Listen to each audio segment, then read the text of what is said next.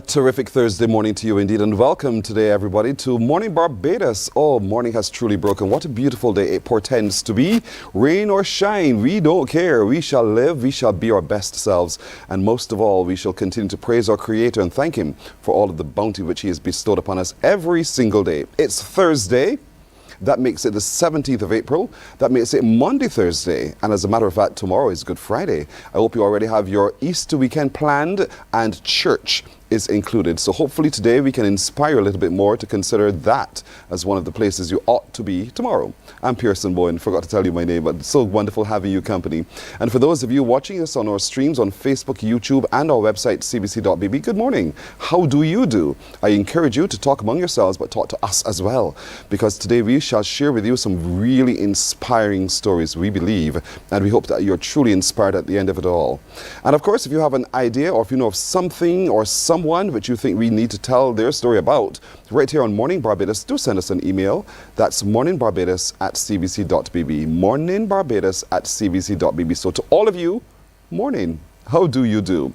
Now, coming up today, were you there when they crucified my Lord? Seriously think about that, because we want to continue our discussion with the Bishop of the Methodist Church for the South Caribbean District as we make our way towards Easter and that big celebration for the Christian community here in Barbados.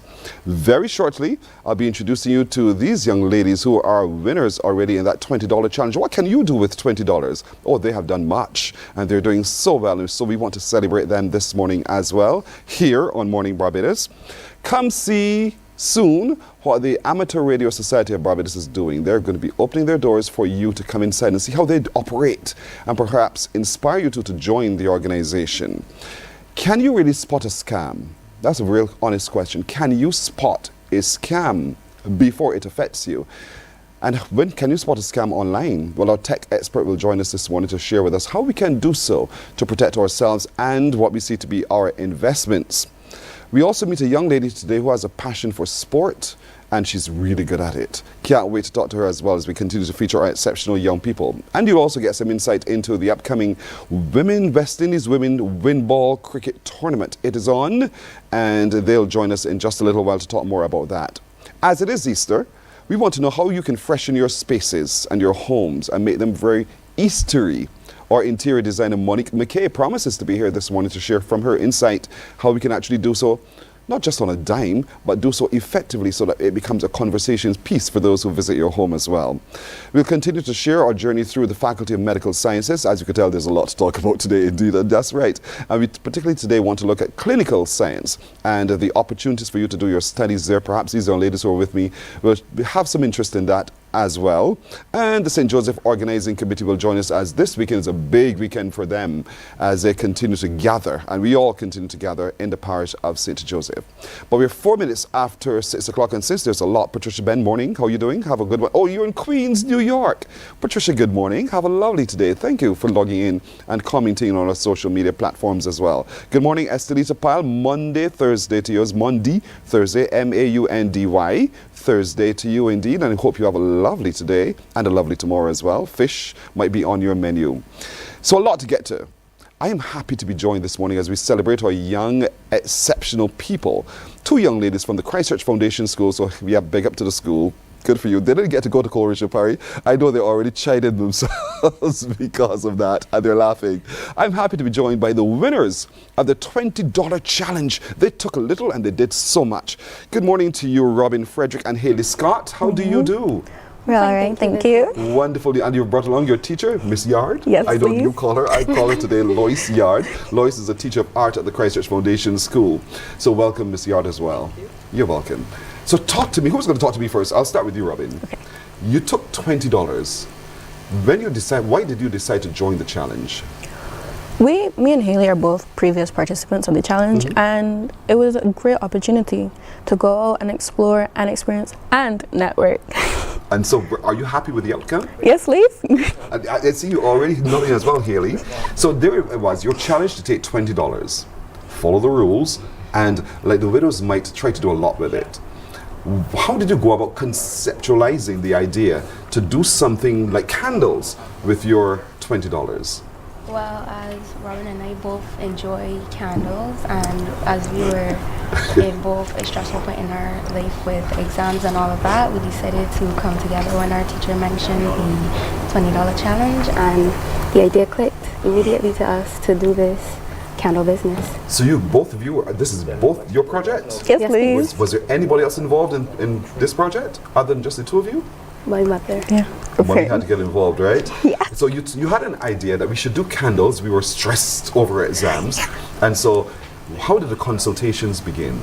Well, figuring out what scents and whatnot was a bit of a challenge because Blue Organic was inspired by Barbados. And we wanted to incorporate that in our business, creating different scents, Sunset Crush, Bottom Bay Blues, just for an example. We wanted to ensure that individuals could see and smell our love for candles. And they're so beautifully displayed here, and we're going to show them to the audience in just a little while. But then Mummy had to get involved. Mummy said, okay, girls, it's only $20. There's only so much you can do. So how did you go about determining your budget so that you're ready to prepare and present the candles? Well, That was hard?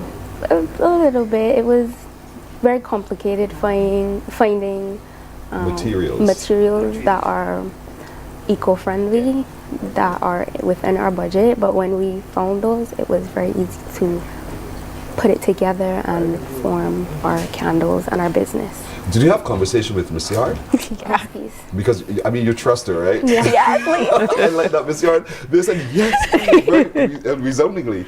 And so talk to me about your role in assisting these young ladies to really be the entrepreneur that we know is inside of them. Well, because they're already familiar with the challenge, it was easy to have them step up their game this time and come with a product that's really top notch. So to encourage them, make sure they're thinking about the audience they're going to market their product to and how it's going to come over, get the right kind of containers, and then have the notes, the educational drive to market their product.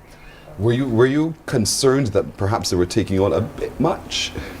I don't think so, because they already experienced the challenge, so it was easier for them to transition to a higher role. Right. So Robin kind of played like coach to the younger girls, so it wasn't that hard at all. Just to keep them encouraged was my job. And that you did very well. Yes. And so you came down now to actually doing it. You found the materials and packaging, because what I see here on this table in front of me, as I told them at the beginning, I've already made 2 purchases. And folks, you can make 2 purchases as well, or perhaps more. So talk to me a little bit about what you've come up with as candle scents, offerings, and packaging and the like. So we, as Haley said, we strive for eco-friendly packaging. Well, for now we have Blue Organic, which was inspired by Which one is that? That one in the middle there. Yeah. That one was inspired by Bathsheba Blue scent. It was something like fresh linens. Ooh. It was Nice. Go ahead. I like it. fresh linens. We also have Sunset Crush. The sunset here at Barbados are beautiful. Yeah. Honestly, it attracts so many people, and we wanted something to incorporate that. We also have come up with some new scents. We have Amber Glow. We have citrus sunrise. That's the And one coconut breeze. That's the green one at the front here? The green one is that's twisted. In the Twist. tin. Oh, that one's Twisted Mint. That one was our Listen, seasonal That collection. was bought immediately on display. I love this one, the green one there. And so there are different scents for different moods. And so, but you decided you were going to go with tin, ceramic, and frosted glass. Yes, please. Whose idea was that? It was we would say it was both of our ideas to come up with the tins and the ceramics, and then as we wanted to come up with new scents, we wanted a different packaging to Differentiate. right our new scents. So my mother, Robin, and I, we all did some digging, and we found these and thought that these would be perfect for our new packaging. In terms of market research, who did that? We all did. Everybody did everything together. That's good. That's good. It's all right. And then you found that your market would be receptive to the packaging, to the product, and at the right price point, right? Yeah. So, Miss Yard, you must be so tremendously proud of these ladies, because you see such potential, don't you? Yes, I am. Every year it tickles me to see what the students are going to come up with and how they're going to use their talents, yes. It is a wonderful initiative. And so you stood there on the day, waiting for the announcement. We were seeing you receiving, look on the screen, you see that? And so your names were called. Talk to me about, I can see you. How was that? So when Mrs. Foster announced it, we were shocked, because at first we didn't register it at first. And we were like, wait, did she really just call us? So I turned to Haley and we were like, wait, really? So we were like, and we heard like the screaming of our parents. They were like, little schools and whatnot. And we like rushed up on stage and we were like, oh my gosh, is this really happening? Because there were so many great contestants this year, and we were like, are we gonna do it? Are we gonna make it? It was like, oh. And you made it, and you made it. You have made it to the top, and you have formed your business, Blue Isle Organic. Yes, please. Right, and so now you are in business. For those who are watching who are saying, I want some of what they're offering, because not just to support them as two beautiful young ladies in business, but they really want to experience the scents as well. How can we contact you? On Instagram at Blue Isle Organic, all common letters. Blue Isle Organic, Blue Isle Organic, Blue Isle Organic on Instagram. That's where you'll find them. Indeed. Yeah. And please, I want to encourage you to support them. They've taken little, they've made much. And so they've shown the potential and the possibilities for other young people to do similarly. And so I want to encourage you to give them your full support. Blue Isle Organics on social media. That's where you'll find all of these beautiful scents, so beautifully packaged indeed.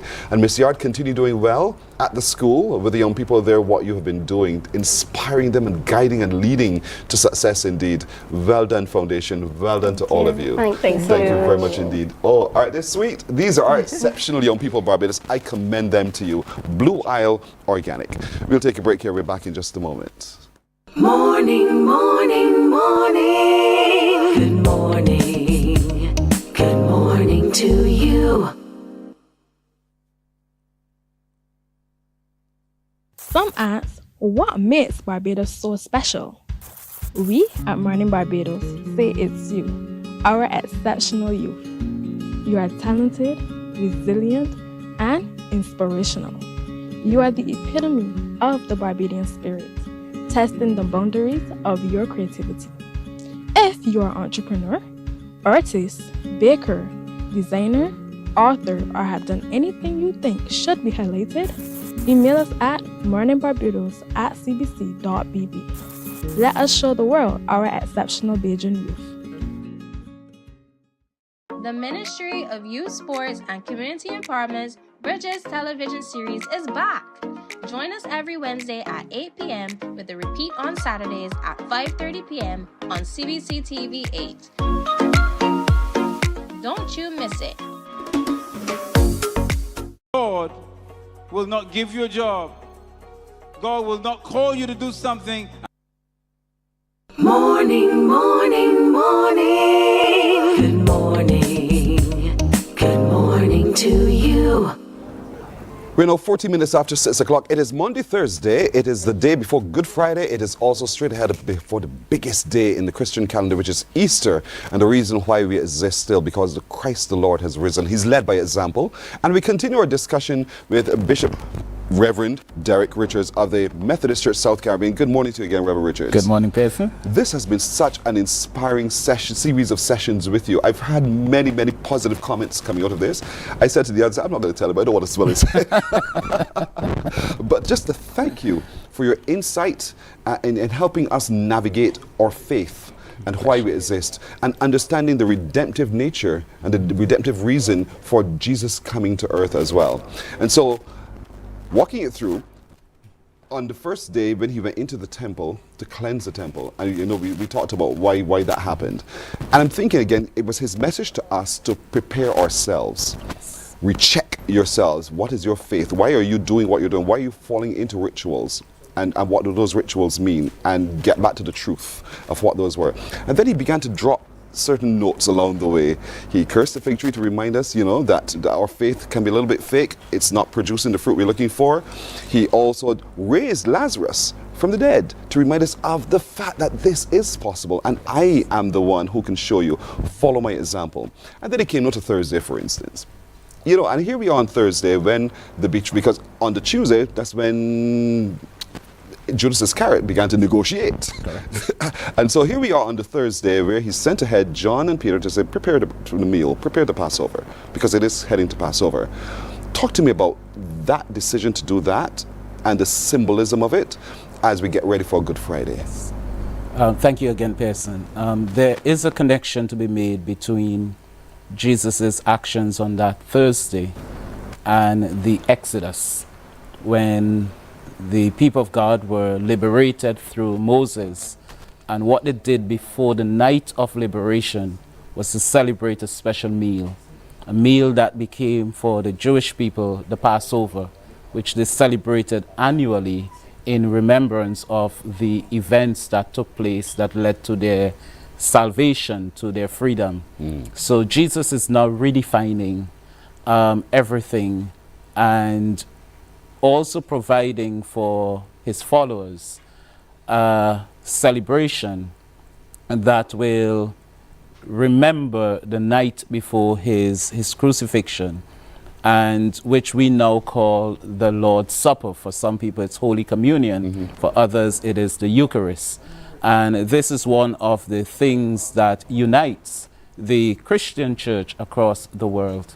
So on that night, when he celebrated that Passover meal that now took on greater significance for the disciples, for his followers, he says, do this whenever you meet to remember me. And as I said the last time, Pearson, this word remember is a Greek word that means anamnesis.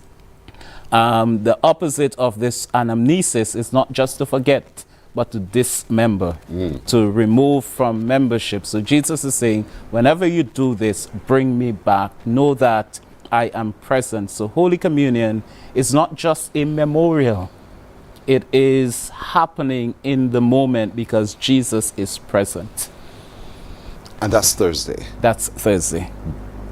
I'm trying to imagine in the moment what Jesus must have, knowing that Judas was going to betray him, knowing that coming up in a matter of moments, I mean, the time went so quickly, that he was going to die.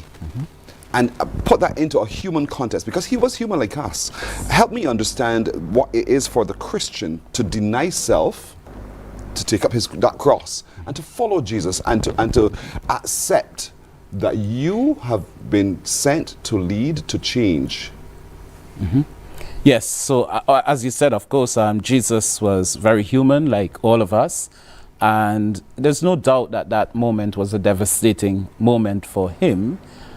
Even though Jesus had all knowledge and he knew that these things would have happened, Jesus still loved to the end and gave Judas, like all of us, the opportunity to repent. There's always an open door. The door was never shut for Judas, just like how the door was never shut for Peter, who also denied him. It is just that Judas chose another path of not walking through that door that was open. And so the message for us is that all of us have failed. Like Judas, very often we look at Judas as though he has done the thing that we would never do. But we have all been there. We have all betrayed our Lord. We have all denied our Lord. But there's always that open door. And that's one of the messages of this season, that the vilest of us can come to repentance and come to new life in Christ. Well said, well put. And so we came to Good Friday, and on that day, you know, knowing again the outcome, understanding what was happening, he was still able to teach. Mother, here's your son. Here's your mother.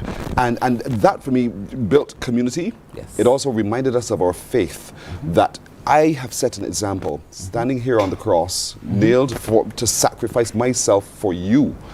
And so when you're doing a whole host of things, remember that as well. That it is about, I'm leading the way. And I keep thinking all the time, oh my word, what must it have been like for him as a human being, having to process all of that, and now us as human beings having to process for ourselves our own failings, our own weaknesses, but our reason for carrying on as Christians. Absolutely, absolutely. And this is the amazing thing about the love of God. My God should die for me. Yes.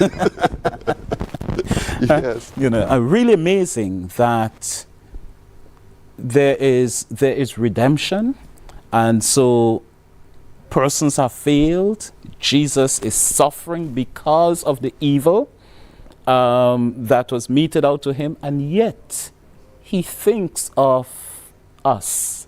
He thinks of our welfare. He thinks of our well-being, what we can become. And it's amazing that Jesus never gave up on humanity. Yes. Up to today, he continues to hold out, knowing and believing that humanity can be good, that humanity can be redeemed.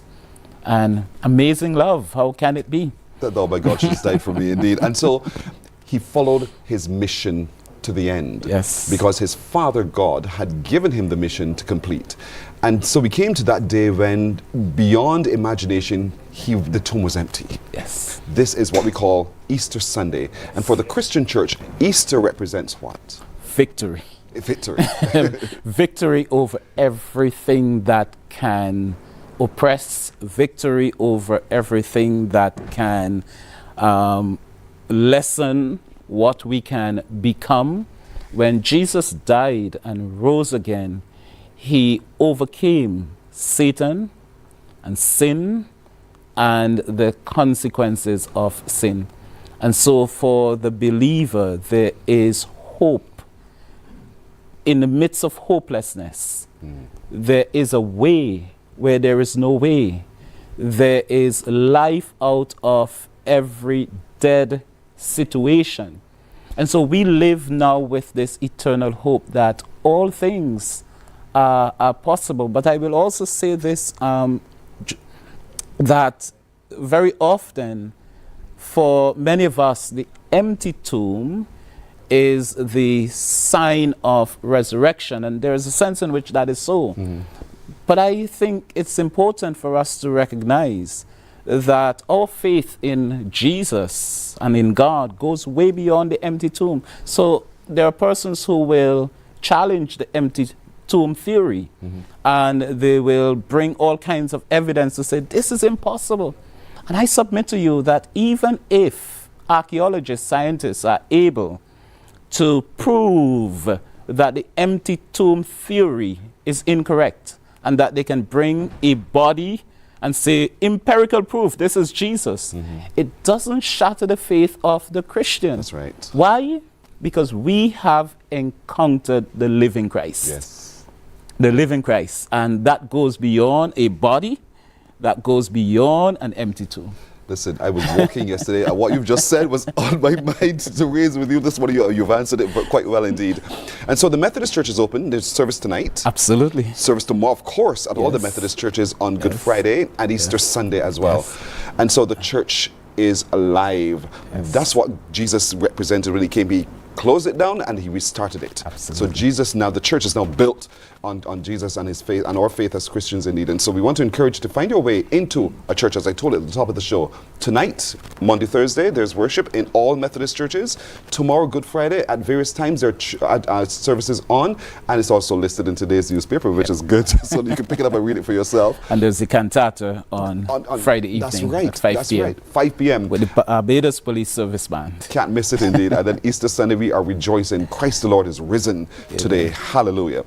Reverend Richards, I wish you well. A happy Easter to you, sir. Thank you, and same to you. Thank you for coming by and reaffirming our faith, but teaching us lest we forget. Amen. Thank you so much, sir. Thank you. You're welcome. We're back in just a moment. Morning, morning, morning. Good morning. Good morning to you. God will not give you a job. God will not call you to do something and then not give you the capacity to have it, to make it happen. He will give you the resources. He'll give you the people. Not only will he equip you with ideas, but he will equip you with favor, as he did Nehemiah. Turn on the latest episode of Infinite Possibilities, only on CBC TV8, every Sunday at 1:30 p.m., sponsored by Covenant Life Teaching Center. Welcome to Nature's Discount, the ultimate health food store. At Nature's Discount, we have thousands of quality products at great prices. Hi guys, Dottie here with Nature's Discount, and today we are talking about solar ray, microbiome, probiotics, and why you should be taking them. And we have well over 3,000 amazing products to help you get healthy. For your health tips, tune in to CBC TV 8 every Monday, Tuesday, and Thursday for Morning, morning, morning. Good morning. Good morning to you. 26 minutes after 6 o'clock, there's a lot to do today, folks, so pay attention, keep up with us, we're moving fast today. Because, and that's just today Thursday, but tomorrow, the Amateur Radio Society of Barbados is having open day for all of us. Come see what they do. Can't wait to talk to you a little bit more about that. Joining me right now is Basil Yearwood, the president, and with him is one of the people on the committee planning all of this, in Michael Williams. Good morning, both of you, gentlemen. Good morning. All right, so Basil, yes, it's tomorrow. Yes, please. Talk to me what's happening tomorrow. World Amateur Radio Day. World Amateur Radio Day comes out of a grouping of amateur radio operators in 1925 in Paris. There were 25 persons who made the trip, and they went there to lobby together to get recognition from the various governments in collaboration with the ITU, which is the International Telegraphic Union.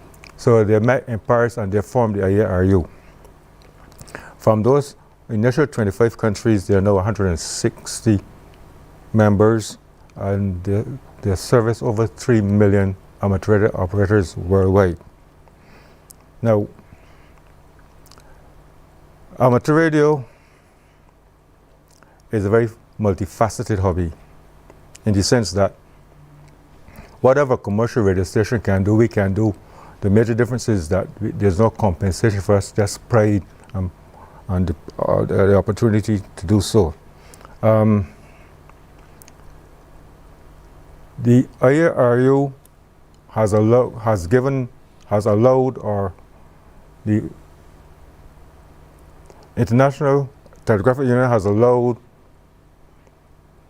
the IARU to become a member on the board, so that they have direct influence into how the frequencies can be used by us amateurs. Because prior to the formation of the IARU, there was nobody looking out for or representing the interests of amateur radio operators until such time. Since then, they started out with 160 meters, 80 meters, 40 meters, 20 meters, and 10 meters. Over the years now, we've had additional bands at 60 meters, 30 meters, 17 meters, and 10 meters in the HF spectrum, along with the other VHF and UHF frequencies. But predominantly, most of us congregate on the HF spectrum because it allows us to transmit signals over a greater period or greater distance. And that was first discovered by amateur radio operators at the ending of the last century. Mr. Marconi was able to transmit a signal from Europe to America, and that sparked the whole interest in amateur radio. So that from then till now, there have been developments. We can use the voice single sideband Morse code, which is very popular. Right. And then there's some of the newer modes, FT8, FT4. So there's development. We see a lot happening, a lot changing as it goes, and so the interest is what we also want to continue building on. And so there's an opportunity for those of us who are watching and paying attention to come in tomorrow, Michael, to sit with you guys. Look at what you do, and members also to do it among yourselves. So talk to me what we can expect tomorrow. Well, tomorrow we'll be doing a lot of some demonstrations. The general public can come in.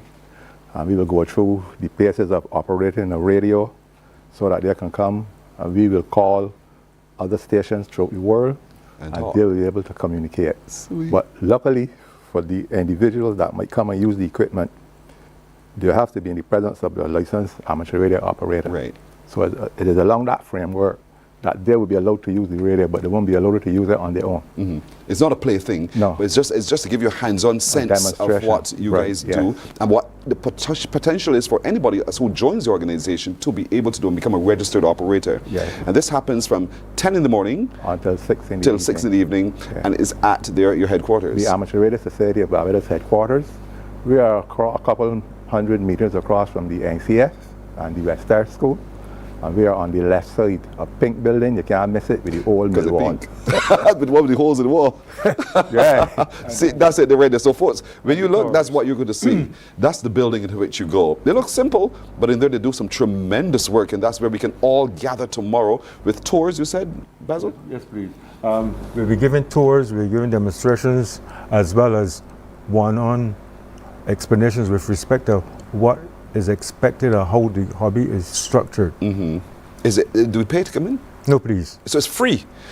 And as you can see from the picture there, bring the children, bring them, expose them to what's happening. This is not an old person's activity. This is for everybody of every age. And so refreshments will be available. All will be welcomed. Yes, please. This is tomorrow, folks, from 10 in the morning until 6 in the evening, right there in Oxnard, St. James, across from the NCF, the pink building with the holes. That's the one. You can't miss the 2 towers in the air. Yeah, you can't miss it. You know right away that there's some telecommunication work is going on right there. And so it's radio day is actually on the 18th. Right. But Which is tomorrow. Celebrated on the 18th. But the Universal Coordinated Time, which is 8 o'clock tonight, starts the 18th worldwide. Oh, that's the way you all do it. Yes. Okay, so globally for amateur radio operators, it starts at 8 o'clock tonight. It starts at 8. It starts at midnight in England. But for Bajans, it is tomorrow, the 18th at the sunrise. And so tomorrow from 10 o'clock in the morning, we are all gathering there. We call it from 12 o'clock. Okay. Oh, I got you. So we look at sunrise here. People look at 12 o'clock. They look at, oh, the sun is up. It's a new day. But how long is a session? How long can I spend with you? So you want to move people along that we all get a good experience of it? Anyone that wants to stay for any duration of time, they can stay. Because people may be coming and going. Okay. So you can go to the radio room. You can tour the building. So while one thing is happening, there might be a demonstration on the computer with something else. There's a section called Parks on there, where amateur radio operators tomorrow basically mainly will be communicating worldwide from parks on the air called referred to as POTA, P-O-T-A. That's going to be another important part of the exercise. Nice. Can you imagine you're in that building, the pink building with the holes opposite the NCF, and you're talking to Russia. You're talking to China. You're talking to an operator somewhere else in some remote place of the world, Greenland, for instance. Can you imagine that? And the beauty of that, and to be able to share information, to make friends, all of that happens. But even though they are used in cases of emergency, but also to be able to communicate and get to know more about different cultures. This is a beautiful skill that I'd like to encourage more younger people to also come and be a part of. Oh, that's your phone. I was like, wait, Russia's calling. Just for a moment. And one quick thing I would like to add, right? There are a group of us, part of the hobby is that when called upon by the administration government, we are expected to spring into action and supply a backup service. There are many of us who have what we call a base station, and then we have what we call a portable pack that we can walk with and set up at a moment's notice. And there are some of us who at least once a month go into some park or go somewhere to test that it is still functioning, just in case there's a need to spring into action immediately. Right, so it's there's never a dull moment within the hobby. There's always something to do, pruning antennae. Right, and which is what we're watching on the screen, folks. If you take a look, that's what they do. So you can just set up anywhere and just mount your antenna, and you're good to go. You begin to communicate with the rest of the world, and tell the story of what's happening. It is that simple. And because it's that simple, it is open to everyone, and anyone of any age, any gender can be a part of the Amateur Radio Society of Barbados indeed. So tomorrow's open day. Tomorrow's open day starts at 10 in the morning till about 6 in the evening. You can spend the whole day if you choose to do so. You'll be taken on tours, you'll be exposed, you can ask your questions, you can test the equipment with a licensed amateur operator. But most of all, you just open up your mind to what's possible by being at the headquarters tomorrow in Oxnard, St. James, across from the NCF, the pink building with the holes and the big antenna. I just love that term. I can't forget it. You could forget it when you say it like that. And that's what's possible. So you see everything they do. You get a sense of what they do, and bring the children, bring the family, come down, make quite a day. Tomorrow, Friday, at the headquarters in Outstars. Gentlemen, thank you. Basil and my Michael. pleasure. It has been such a journey, an interesting journey with you guys thus far, you know, and so I commend you, and I hope that tomorrow you're filled with interest and filled with people as well who want to become members of the Amateur Radio Society. Thank you very much. Thank you. You're very welcome, gentlemen. We're coming back in just a moment. Morning, morning, morning. Good morning. Good morning to you. Welcome to Nature's Discount, the ultimate health food store. At Nature's Discount, we have thousands of quality products at great prices. Hi guys, Dottie here with Nature's Discount, and today we are talking about solar ray, microbiome, probiotics, and why you should be taking them. And we have well over 3,000 amazing products to help you get healthy. For your health tips, tune in to CBC TV 8 every Monday, Tuesday, and Thursday for Nature's Discount, sponsored by Get Healthy Incorporated.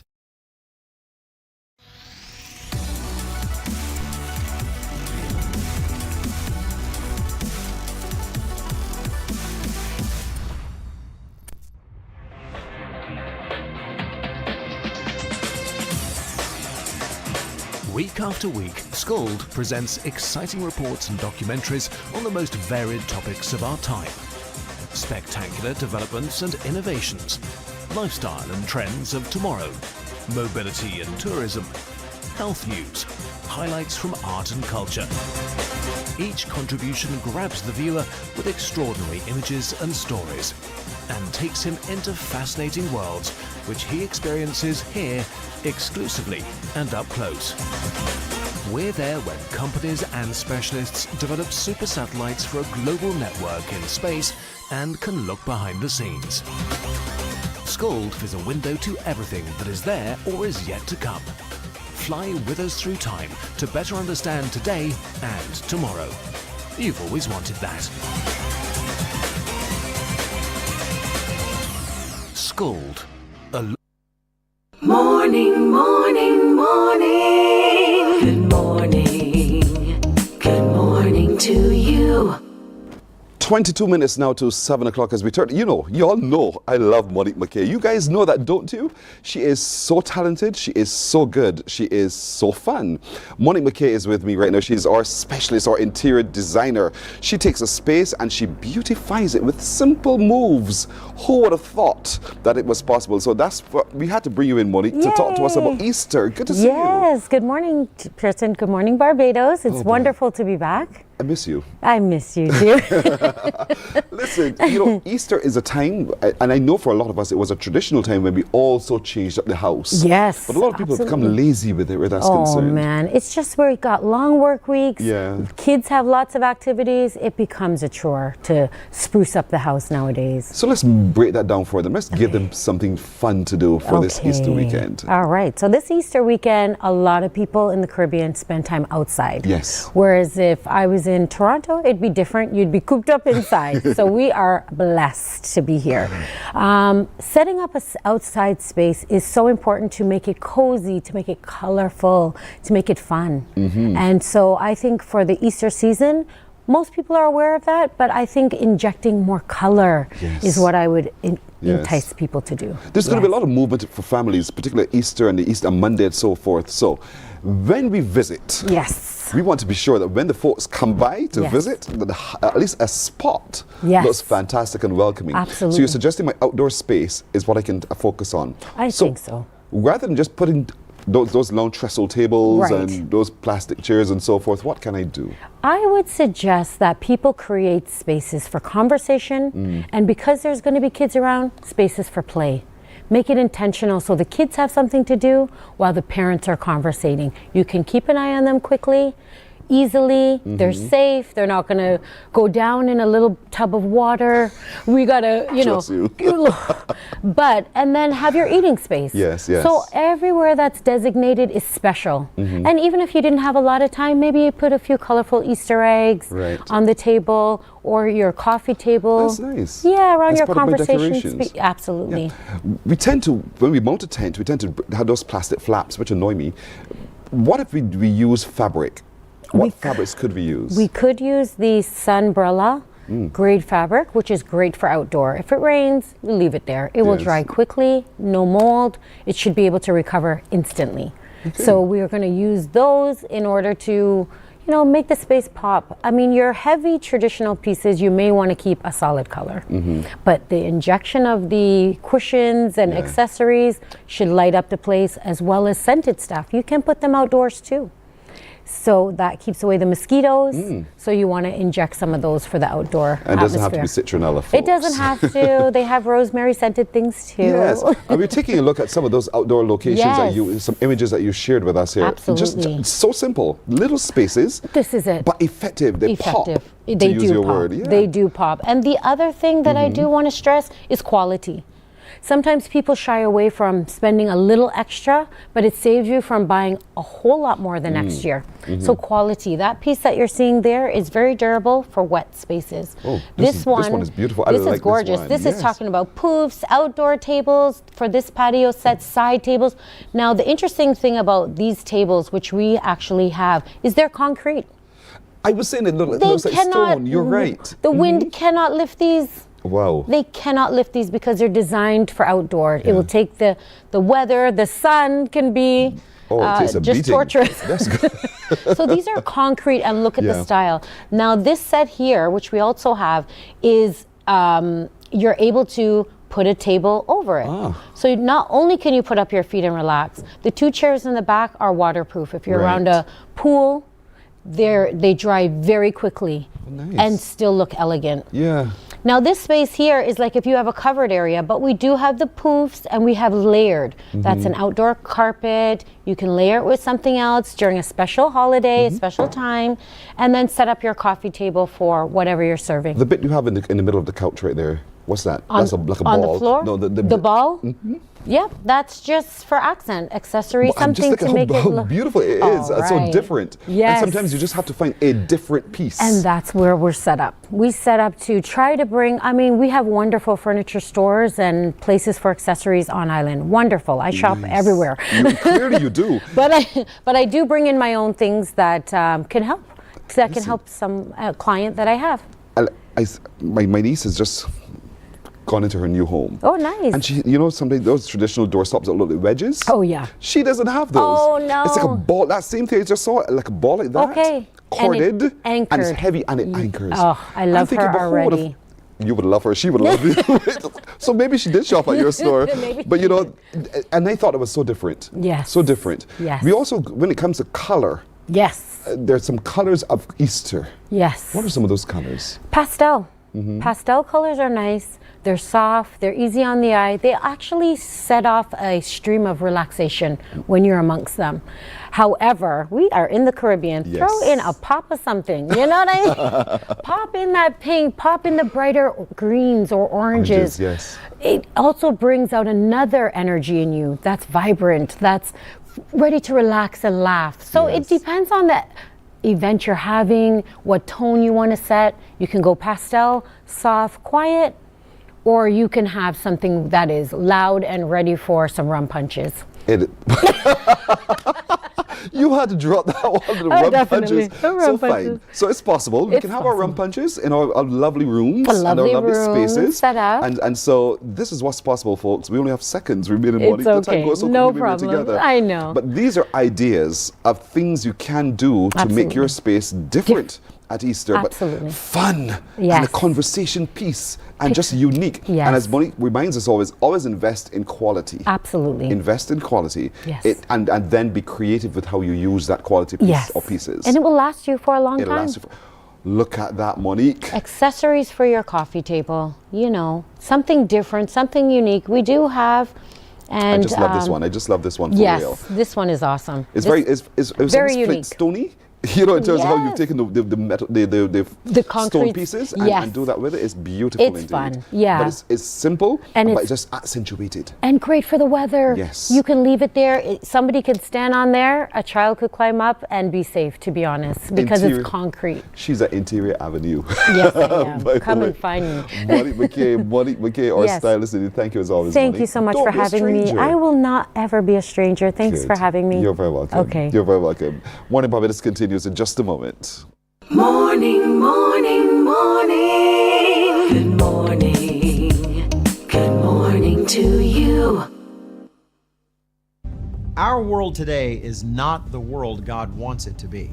One of the reasons, which will surprise many, is that our planet, its governments, and its peoples are all living under the weight of Satan's rule. From the beginning of mankind's existence to today, human history is the written record of what it means to live under the rule of the devil. Yet that rule is coming to an end, and what a difference that will make. Every Sunday at 9 a.m. on CBC TV 8, tune in for Tomorrow's World, sponsored by the Living Church of God. Hey there, it's Mahalia. I want to share something that might be really helpful. If you're feeling anxious, overwhelmed, depressed, or lonely and have no one to talk to, call Lifeline Barbados. We all face struggles at times in our lives. You're not alone. There's no need to feel ashamed or embarrassed. It's okay to reach out for support. Lifeline Barbados is completely confidential. No one else will know you called. They're there to offer a caring ear and guidance without judgment. And fellas, I want you to know asking for help is a true sign of strength. It takes real courage to reach out. You can also call Lifeline Barbados if you're worried about loved ones who are struggling and you need advice on how to support them. There's a saying, a problem shared is a problem halved, but not everyone has someone they can confide in. That's why Lifeline Barbados exists, to be there for you or someone you care about during tough times. Save this number. Lifeline Barbados is just a call away. Remember, you can reach out whenever you need to talk. There is a saying, you can find a Bajan anywhere. Are you a Bajan living abroad? Or do you know of one who has migrated to another country? Well, we at Mornin Barbados would love to have you or them. Morning, morning, morning. Good morning. Good morning to you. All right, 12 minutes now to 7 o'clock. We are joined by our tech genius, Everton Colley, because he is going to help us avoid some scams and a whole lot more. Everton, morning to you. Morning, sir. Are you into Christmas? Christmas, Easter? Just a bit. What do you mean by just a bit? You don't remember flying kites or anything, sir? I like the Easter eggs. You like eating the Easter eggs? Correct. All right, fair. So are there any hidden somewhere, you think, for you to find? Oh, that's for me to find out. Scam? Well, it could be a scam. One of the things that we try to avoid are scams, though, for real. And sometimes we become, using the words in quotes, suckers for it. So how do we avoid? How do we know it's legitimate?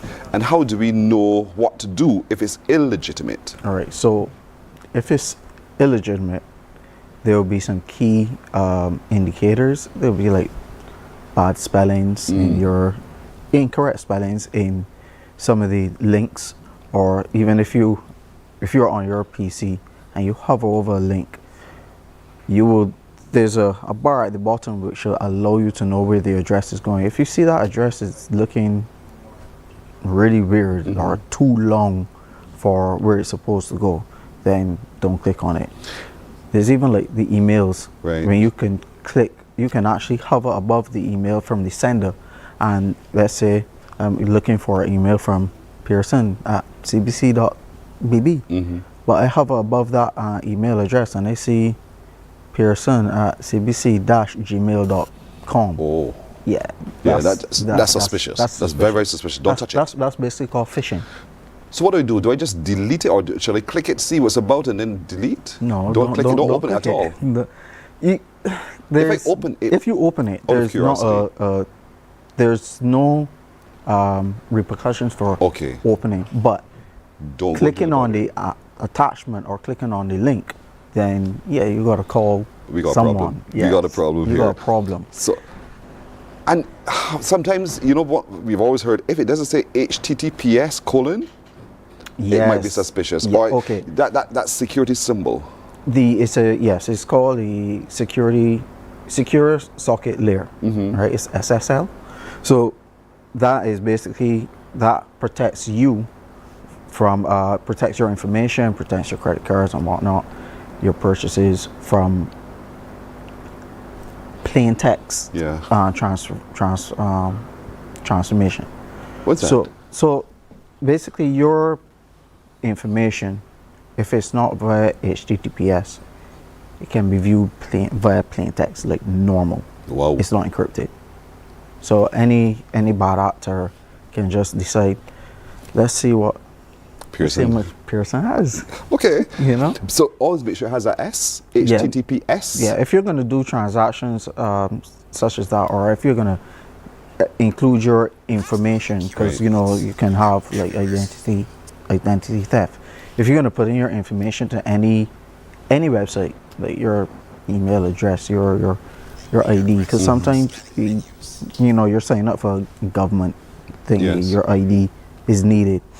If it does not have HTTPS, I suggest you call the relevant party and say, well, I can't sign up for your thing because it's not secure. So it's either up to them to say, oh wait, hold on, which site did you go on?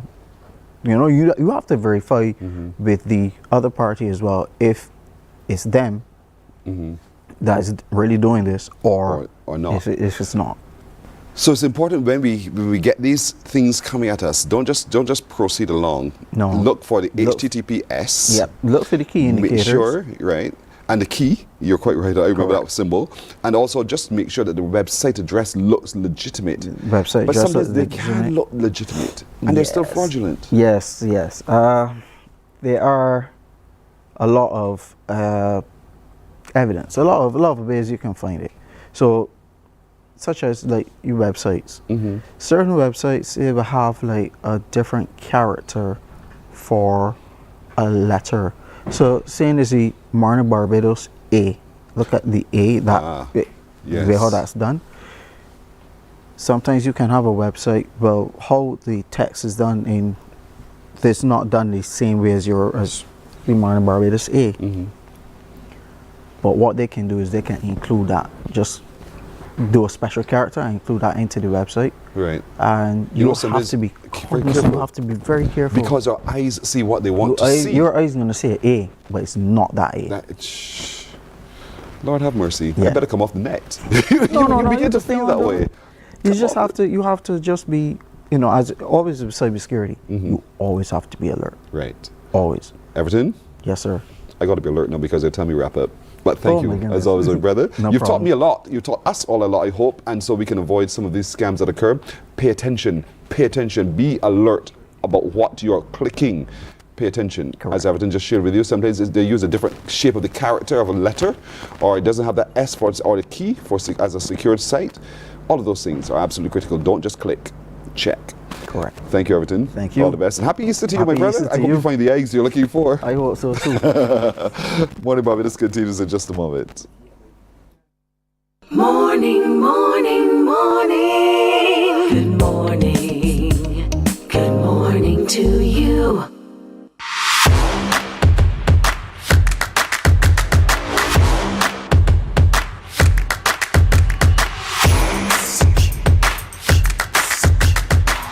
For Barbados, being here at WTM Latin America in 2025 is an important part of our strategy as we try to build out this Latin American market for the destination.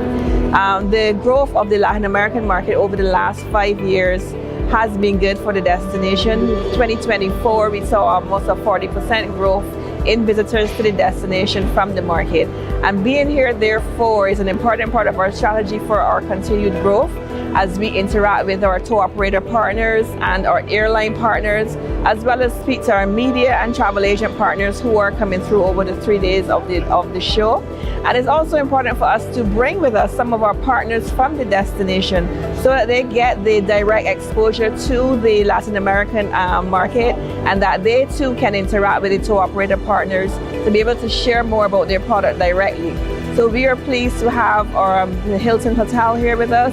we have our partners from the Barbados Hotel and Tourism Association, Intimate Hotels of Barbados, as well as Sandals Resorts represented here on the booth with us this year.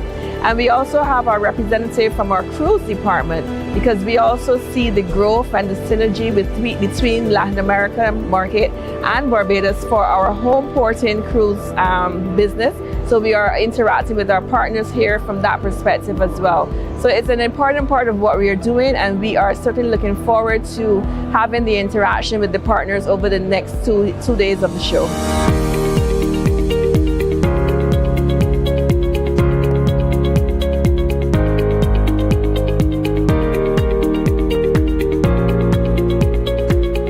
From an accommodation perspective, it's very important for the BHTA to be at WTM LATAM. As you know, LATAM market is an interesting market. It's the closest to the Caribbean and it's growing very fast. We now have 4 flights per week on Copa, connecting us to the rest of South and Central America.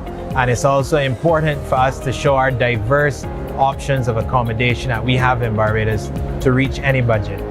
Well, once again, we're quite ecstatic to be here at WTM World Travel Market in Latin America, in Sao Paulo, Brazil to be exact. The largest trade show, giving us opportunity to meet with operators, general consumers, and of course the media to share the warmth of our beautiful destination, Barbados. So we're here in 2025, as we've been in several other years, to present the beautiful destination of Barbados, our beaches, our cuisine, our culture, our sports, and just the myriad of things to do in Barbados, all of course matched with our beautiful accommodation set from hotels to villas. So being here once again at Latin America, World Travel Market Latin America, reaffirms our commitment to the Latin American market and showcasing destination Barbados to, of course, draw more visitors in from the Latin American region.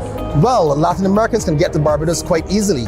Currently, we have 1 flight twice a week out of Caracas, Venezuela to Conviasa. But the most exciting news that we are happy to share with you today from Sao Paulo and WTM is that Copa Airlines, currently servicing Barbados 4 times weekly, will increase that frequency to 5 times weekly by the end of the year. And for Barbados as a destination, this once again reaffirms our position as a destination of choice in Latin America, and at the same time, of course, shows the interest and the viability for an airline like Copa to continually invest in our market. We started this operation with Copa in 2018. Of course, we had the gap years, and we started in 2018, I should say, with 2 flights only. In 2022, when the airline returned, pretty much a couple of months after the majority of major airlines to Barbados, they restarted the frequency, and between 2022 and 2025, we've seen the strong growth of the Barbados-Panama aviation sector, that we are now able to say that we have 5 flights weekly starting in August and continuing, of course, throughout the end of the year, servicing between Barbados and Panama, giving more Latin Americans an opportunity to get to Panama, and of course, something that is so critical nowadays, opening the Caribbean region and Barbados to Latin America.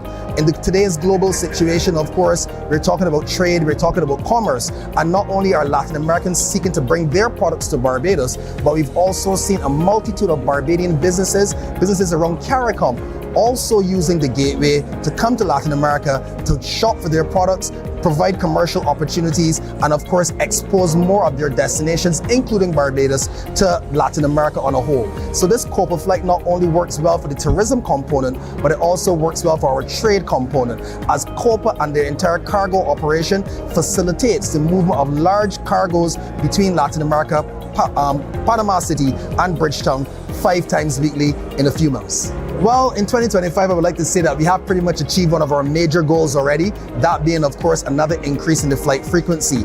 But of course, the Latin American market continues to be the fastest growing source market for Barbados at this current point in time. We've seen over 40% growth year over year for the Latin American market. We've seen countries like Panama, Mexico, Colombia explode onto the scenes with over 50% average year-over-year growth for each of these individual markets. So our expectations and our mission here is to continue to grow these very vital source markets, providing more access to Destination Barbados, our lovely tourism product, and all stakeholders on island. And as I said before, continue to encourage CARICOM and Barbadians to see Panama as a vital trade opportunity in a very critical global setting at this point in time. Well, it's an awesome opportunity for IHB to be here, as it showcases the fact that there is affordable accommodation in Barbados. We are the small hotels of Barbados, hotels, villas, guest houses, and apartments on the island. And the question that we've been asked most, that I've been asked most, is that is there affordable accommodation in Barbados, and are there all-inclusive properties on the island? And yes, indeed, the IHB brand does have all-inclusive properties. So it was a good opportunity for us to highlight that. And in addition, the other thing that travelers have asked is, do you have to have a visa to come to Barbados? And no, you don't. And given that the Latin American market is now emerging, I think it is a good opportunity for us to pull from that market and try to see how much visitors we can actually source from this region.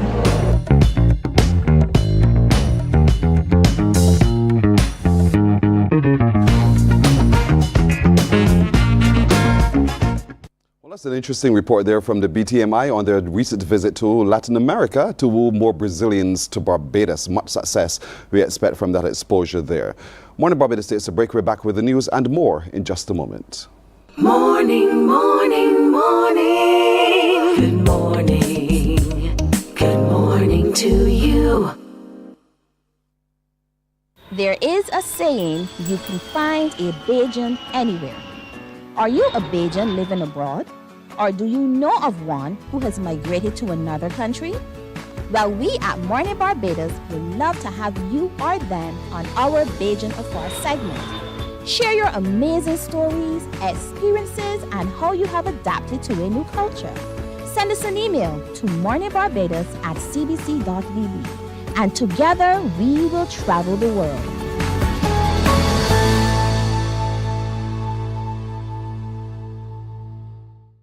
Some ask, what makes Barbados so special? We at Mornin Barbados say it's you, our exceptional youth. You are talented, resilient, and inspirational. You are the epitome of the Barbadian spirit, testing the boundaries of your creativity. If you are an entrepreneur, artist, baker, designer, author, or have done anything you think should be highlighted, email us at morninbarbados@cbc.bb. Let us show the world our exceptional Bajan youth. The Ministry of Youth, Sports and Community Empowerment's Bridges television series is back. Join us every Wednesday at 8 p.m. with a repeat on Saturdays at 5:30 p.m. on CBC TV 8. Morning, morning, morning. Good morning. Good morning to you. Let's take a look at the news now. Authorities are installing closed circuit cameras in some areas of Barbados. One of those communities benefiting from the installation is the Pine St. Michael. That neighborhood has been a hotbed of shooting in recent days. Some of the residents there who spoke to CBC are supportive of the initiative. It's a good thing, a great thing to got the cameras in the Pine to stop the violence. And they're glad that they're putting them up. And they want more in the Pine. They want some more police force out here. And the youngsters to keep quiet, put away the guns, so that we can live loving and nice. You understand? We want the cameras all over the place, not only in the Pine. You understand? All in the ghettos, all the streets, whatever. Put them so that we can put these criminals, catch these criminals and put them where they belong to. I think the cameras around the area should be more secure and safe for the people of the environment to help crack down on some of the crime. Well, let me call the cameras in the Point because, you know, if anything happened, well, the police will got some assistance rather than just be, you know, on the road. They got some sort of footage that they're able to look and see what's going on. I welcome the cameras all over the place, man, especially Mornin Barbados too, yeah. I respect that idea. So the issue with the cameras inside the neighborhoods, right? It really is an invasion of privacy, really and truly. We already got everybody that need cameras on the houses, got the cameras on the houses already. The crime don't happen out here. If the people want to put the cameras, they can put the cameras, but they got to judge from the cars coming into the neighborhood. So they can keep them up on the highway, keep them up on the front roads, and you can see who leaving and who entering at whatever times they need to see whoever. But the cameras in here 24/7 rolling is an invasion of privacy. You're trying to tell me now, like, we can't come out your house in your box or sensor to carry your garbage. Cameras all upon you. You ain't know who watching these cameras. You ain't know spot this footage going. So let it keep the cameras on the outskirts. Exchange programs, buddy systems, and improved counseling services in schools are some of the solutions that can be employed to stem the rise in crime and violence among the nation's youth. That's according to the coordinator of the Give Back program of the Barbados Youth Development Council, Dominique King. She was speaking ahead of a meeting with government stakeholders to explore avenues to help the nation's youth cultivate a positive culture. King says a lot of the vulnerable groups and those affected by crime are within what is considered youth groups. We would have conducted different polls and studies, and we found that between the ages of 14 and 24 were the majority, and that is the most vulnerable because they're the youth and the future of this country and those that have the most potential really to make an impact in the way that we're going in this country. And so for them to be the ones that are at the center of crime and all these different injustices happening in society, we figured there was something that needed to be done. And of course, while statistics and all of that do tell their story and they do have assistance, there's still a space and there's still a need to hear the real life stories and the real life experiences and the societal and sociological issues that are contributing to these things. She did say one of the biggest contributors to rise in crime among the youth is their environment. You see a lot of young people on the road and you see them thinking, okay, well, you know, it's cool to have a gun. It's cool to deal with things in a violent way. That's what they're being brought up in. That's what they're being taught. And I think if we can shift their mindset, I think that is really what will make a huge impact, which is why we're trying to touch base and see what they're thinking, where their heads are at, what their real life experiences are, because that's where it starts. Well, scores of Barbadians will find work at this year's Barbados Reggae Festival. Word of this came from the show's principal, Ryan Brathwaite, as he and his promoters, sponsors and other officials made a site visit ahead of the scheduled events to start next Friday. Trevor Thorpe was on that tour and he filed this report. A galaxy of local and regional stars will be on stage for a 3-day reggae festival starting Friday, April 26. The occasion will enable the creation of over 300 jobs. The Reggae Festival principal, Ryan Brathwaite, says the 3 shows are billed as a family event and are expected to culminate in an unforgettable experience for everyone. We're providing jobs from this event single-handedly for over 300 people, whether it be persons who are selling clothes, beauty technicians, even our staff that we employ directly, from our technical staff to staff from the sponsors. Over 300 persons are benefiting from this initiative. Mr. Brathwaite says interest from patrons from as far away as Africa has been high for the event. When I stood here last year, we spoke about persons buying tickets from Nigeria. That group is coming again. We have persons coming from the UK. In the last 7 days or so, we've seen at least a 50% uptake in tickets from persons purchasing outside of Barbados. So this is a good sign. The flights are booked out. We can hardly find flights for ourselves in terms of our artists coming. So I can tell you that persons are coming to Barbados this week for the Barbados, and next week as well, for the Barbados Reggae Weekend. Preparations are in place for the transformation of the Botanical Gardens as the show official expressed support for other show promoters as crews began preparation work on the gardens. No fallout at all for the Barbados Reggae Weekend. Persons are free to express their opinions. As far as any fallout goes, I just want to wish any other promoter who's staging an event the best of luck. We're in this together and we have to make sure and we have to ensure that our patrons are safe. That is the #1 priority, and provide quality entertainment. And that is the mantra of the Barbados Reggae Weekend. Mr. Brathwaite welcomed all the sponsors and told those gathered for the site visit that the gardens and the facilities are disability friendly. Trevor Thorpe, CBC News. Now, with the Carifta Games on this weekend in Trinidad and Tobago, the first group of Barbadian athletes departed the island on Wednesday. Anmar Goodrich-Boyce was at the Grantley Adams International Airport for their departure. There were hugs, kisses, good luck messages, and a final word from head coach Brian Holder as the first batch of local athletes left the island for Trinidad and Tobago ahead of this weekend's Carifta Track and Field Games. The athletes were in good spirits this afternoon at the Grantley Adams International Airport as they prepare for 3 days of competition against the region's best. Among them was United States-based quarter miler Katie Rock, who told CBC Sports about her ambitions for Carifta. To improve my times, obviously, and hopefully get a medal, placing the top. Training being good. I was training at school, and my coach, I ready. Just know I ready. Yeah. First-timer Darion Belgrave is elated to be part of the squad and intends to do his best. Yeah, it's a privilege to represent my country for the first time. Talk to me about your plans for Carifta. What is it that you're going to Trinidad to achieve? I plan to achieve a medal in all my events, especially the 100 meter, because that's my main event. So I plan to do great in that one. General Secretary of the Athletics Association of Barbados, Renee Lane, is optimistic about Barbados' chances at the Games. I think the athletes will give off their best. They've put in the hard work, they've done the relay practice, and they're in good spirits, and I believe that they will go, as the head coach said, and leave everything on the track. Meantime, Coach Alwyn Babb has praised the AAB for selecting a large team for development purposes, especially in the relays. We have watched Carifta over the years, and some of our knowledgeable spectators and athletic enthusiasts has always questioned why we're not in relays.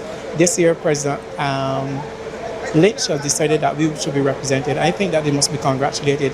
It gives younger athletes, especially under 17, an opportunity to vet their feet at Carifta under less pressure than if they try to perform in the individual event. So let me congratulate them first of all for doing that. This year we have moved the number from in the 30s to 50 plus. But if you look at the makeup of the team, still there's some areas that I'm quite concerned about where we're not having the traditional representation, and that can still mean affect the medal tally overall. But so far, I believe that the numbers, if you're playing a numbers game, you give yourself more chances of getting some medals. The second group of athletes will depart the island tomorrow for the 52nd edition of the Carifta Games. Anmar Goodrich Boyce, CBC Sports. Thanks, Anmar. That's it for news. Right now, we'll have more news coming up at noon right here on CBC TV8. Morning Barbados takes a break. We come back. We're going into the Faculty of Medical Sciences at the UWI. Back in a bit. Morning, morning, morning. Good morning. Good morning to you. Some ask, what makes Barbados so special? We at Mornin Barbados say it's you, our exceptional youth. You are talented, resilient, and inspirational. You are the epitome of the Barbadian spirit, testing the boundaries of your creativity. If you are an entrepreneur, artist, baker, designer, author, or have done anything you think should be highlighted, email us at morninbarbados@cbc.bb. Let us show the world our exceptional Bajan youth. The Ministry of Youth, Sports and Community Empowerment's Bridges television series is back. Join us every Wednesday at 8 p.m. with a repeat on Morning, morning, morning. Good morning. Good morning to you. 13 and a half after the hour now, and as I did tell you just before we took the break, we're heading to the Faculty of Medical Sciences at the UWI K-Phil campus. That's where we shall be. White coat effect is on, so don't get scared. Don't get scared at all. Your pressure will be quite fine, sir or ma'am, because I'm happy to be talking this morning to Dr. Paula Lashley. She's the head of the Department of Clinical Sciences and a lecturer in pediatrics. With her is Dr. Damien Best, who is a lecturer in OBGYN. Obstetrics. In other words, one word. Along with them are a couple of students, as a matter of fact. We have Jamaica Thompson. She's a student of class 26. And with her is Tyrese Holder, another student indeed. Welcome all of you. Thank you. Let's start with you, Dr. Paula. Talk to me about some of the programs. I know we're doing clinical services as well this morning, but talk to me about entry into those programs, and once we get in, where can we branch off to? Well, the Department of Clinical Sciences is really the next step from the preclinical. So you don't have a separate program from the beginning to this end. So our medical students then transition directly from preclinical into the clinical sciences area. But this is where it all happens. That's where what people think about as medical students really is existing. Mm-hmm. But they're not just coming to study only, they're coming to experience, they're coming to learn, and they have several different subspecialties that they go through in the clinical department. The big ones, well, pediatrics obviously is my specialty, obstetrics and gynecology, but they do medicine, surgery, they do the family medicine, emergency department, ENT, dermatology, pathology, and there are actually quite a few more. So these 4th and 5th year medical students really get a huge subspecialty experience and their beginning of their lifelong learning to be a physician. At the end of the clinical course, it is then they graduate and then become interns and physicians. But in the clinical department, we also train subspecialist doctors. So these are postgraduates now, and we have 10 subspecialties to which we train at Cave Hill. These include the big ones, the same medicine, surgery, obstetrics, gynecology, pediatrics, family medicine, emergency medicine, but also psychiatry, anesthesia, orthopedics, and ophthalmology. So we have a big cadre of 10 subspecialists who, after they graduate, can then work within these specialty areas as specialty physicians as well. So it's quite expansive. It's quite, there's a lot that There's one a lot can going on. glean from this particular faculty in terms of preclinical and clinical and specializing in certain areas as well. And that's where you come in too, right, Dr. Best? Because you specialize in obstetrics and gynecology. Yes, I do. And so what did it take for you to be a specialist, by the way, first of all? Well, I did come through the faculty here as a medical student as well. I did my internship at the QH. But thereafter, I did have an interest in obstetrics and gynecology, and where better than home, you know, and Cave Hill. So I did go about a process of, I suppose, making myself more attractive in terms of getting some courses in and some exams in, and applied for a post at the Queen Elizabeth Hospital in this Department of Obstetrics and Gynecology. And having secured such a post, which is an acquired requirement for our DM programs, I was able then to apply and be accepted into the Doctor of Medicine Obstetrics and Gynecology. DM, Doctor of Medicine. DM, yes. Got you. Remember, I'm the idiot here, so we use the acronyms I'm lost as well. But I got that, Doctor of Medicine. Yeah. And so, but it's the process to do so. And so for people who are watching today who want to be an obstetrician or a gynecologist, and they're contemplating whether or not they should stop at preclinical or continue on, what would you advise them to consider? Well, there's no stopping at preclinical if you want to be a clinician. Right. Obviously, as Dr. Lashley said, you do have to complete that 5-year undergraduate program. But I do think that whatever specialty you do choose, it is good to show that you have a dedication to that specialty and try to make your mark in that specialty. So there's plenty of opportunities to get involved in research, and sometimes there are things, posts like what we call locum posts in the hospital. That's an opportunity to get your feet wet into a specialty as a temporary doctor before you get a solidified post. But certainly, once you have obtained a substantive post, a long-term post in whichever specialty you are leaning towards, that's the point at which you can apply to the university for a Doctor of Medicine program and degree. Okay. Jamaica, you have 1 more year to go. I see it in your faces like, thank you, Jesus. Just 1 more year to go. What led you into this faculty, first of all, and what's your passion for medicine and clinical services?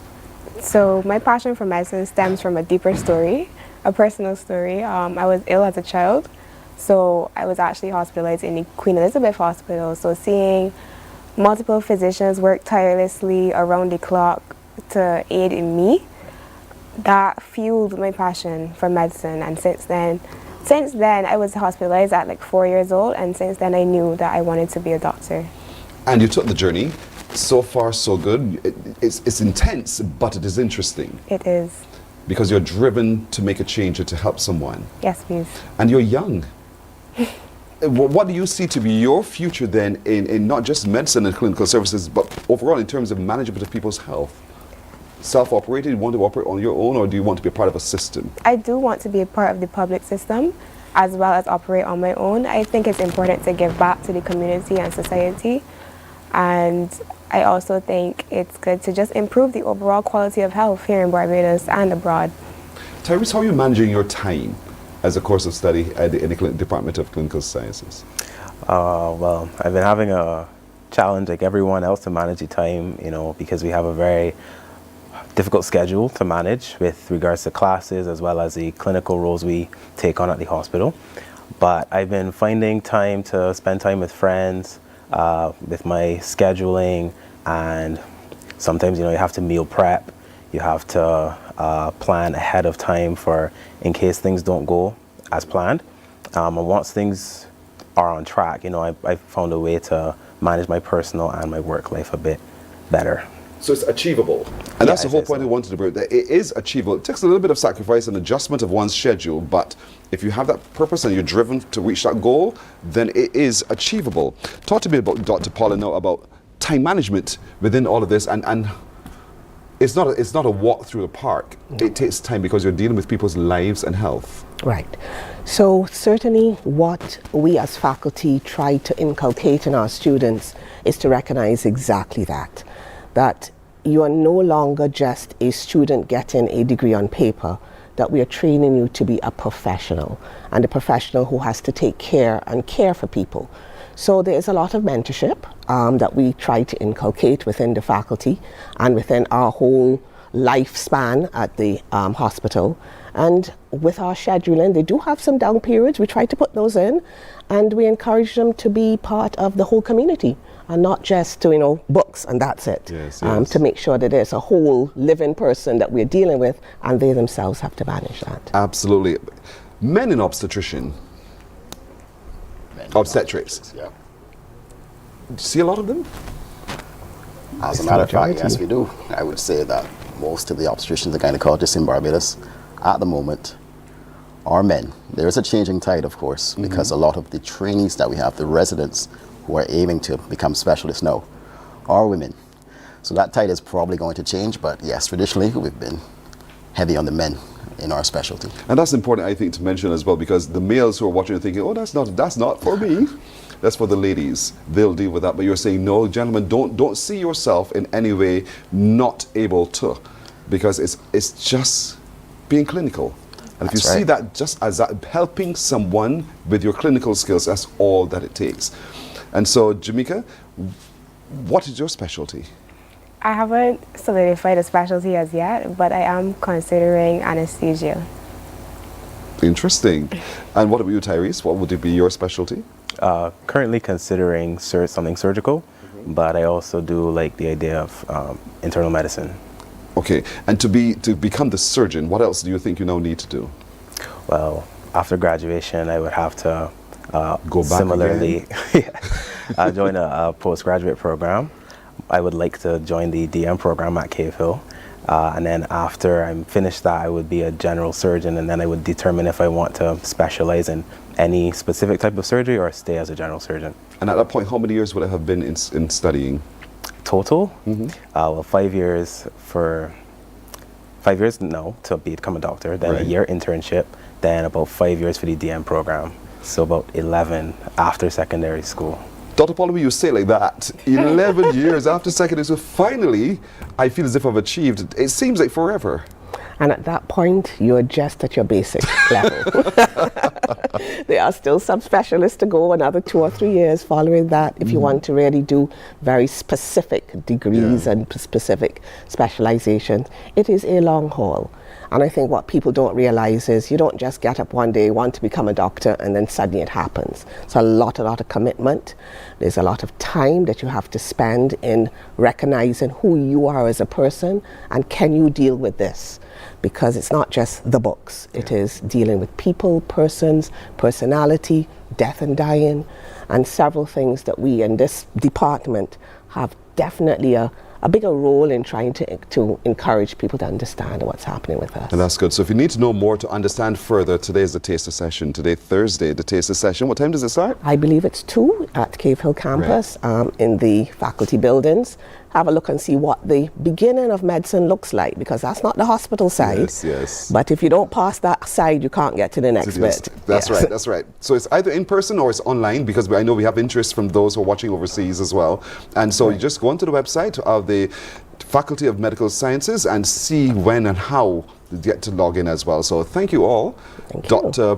Paula Lashley, head of the Department of Clinical Sciences and lecturer in pediatrics. With her is Dr. Damien Best, lecturer in obstetrics and gynecology. Thank you, sir. And students who are about to complete, boy, they can't wait to the next stage as well. Jamaica Thompson and Tyrese Holder. Well done, each of you. Thank you so much. I hope many people do engage in the taster this afternoon. Thank you very much. You're very welcome. You're welcome. We're back with more in just a moment. Morning, morning, morning. Good morning. Good morning to you. The Ministry of Youth, Sports and Community Empowerment's Bridges television series is back. Join us every Wednesday at 8 p.m. with a repeat on Saturdays at 5:30 p.m. on CBC TV 8. Don't you miss it. God will not give you a job. God will not call you to do something and then not give you the capacity to have it, to make it happen. He will give you the resources, he'll give you the people. Not only will he equip you with ideas, but he will equip you with favor, as he did Nehemiah. Turn on the latest episode of Infinite Possibilities, only on CBC TV 8, every Sunday at 1:30 p.m., sponsored by Covenant Life Teaching Center. Welcome to Nature's Discount, the ultimate health food store. At Nature's Discount, we have thousands of quality products at great prices. Hi guys, Dottie here with Nature's Discount, and today we are talking about Solar Ray Microbiome Probiotics and